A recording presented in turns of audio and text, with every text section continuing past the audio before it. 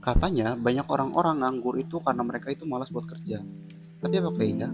Dulu di awal tahun 1900-an, para ekonom klasik itu mikir orang-orang yang nganggur itu alasannya ada dua, yaitu yang pertama karena gajinya kegedean sehingga perusahaan malas buat merekrut karyawan baru. Yang kedua adalah orang-orang lebih milih nganggur daripada kerja tapi gajinya kecil. Nah, pada tahun 1929 itu terjadi yang namanya The Great Depression. Ekonomi hancur-hancuran, saham anjlok, dan sekitar 1/4 dari total pekerja di Amerika Serikat itu dipecat. Nah, disinilah terbantahnya teori lama. Gak mungkin dong 1/4 dari total pekerja di Amerika Serikat itu tiba-tiba malas buat kerja. Padahal upah udah turunin, tapi tetap aja nggak ada yang bisa kerja. Pengangguran malah makin nambah. Nah, di sini John Keynes muncul. Dia bilang penyebab pengangguran itu karena permintaan pasar lagi sepi.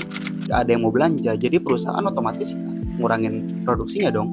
Kalau misalkan produksi dikurangin, ya otomatis ada pekerja yang harus dikeluarin karena mereka udah nggak bisa kerja lagi. Nah, menurut Keynes, pengangguran ini sifatnya involunter alias gak disengaja. Kerja nggak bisa minta kerjaan ke perusahaan karena perusahaan juga nggak bisa produksi. Mereka terjebak dalam lingkaran setan. Produksi sepi gara-gara permintaan kurang gara-gara banyak yang nganggur. Jadi ya siklusnya gitu-gitu aja. Solusinya gimana? Nah, Keynes bilang satu-satunya solusi yang bisa dilakukan dalam hal ini adalah pemerintah melakukan belanja besar-besaran, kayak bikin jalan tol atau bikin jembatan. Kalau misalkan pemerintah bikin jalan tol atau jembatan, otomatis diperluin pekerja-pekerja dong.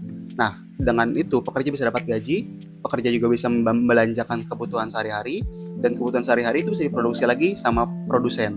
Nah, itu yang bikin siklus ekonomi kembali berputar lagi. Jadi intinya adalah pengangguran itu bukan masalah personal, tapi masalah sistemik. Dan untuk ngatasinnya, pemerintah harus berani campur tangan buat memutar kembali roda ekonomi tersebut. Nah, gitu. Kalian udah paham kan?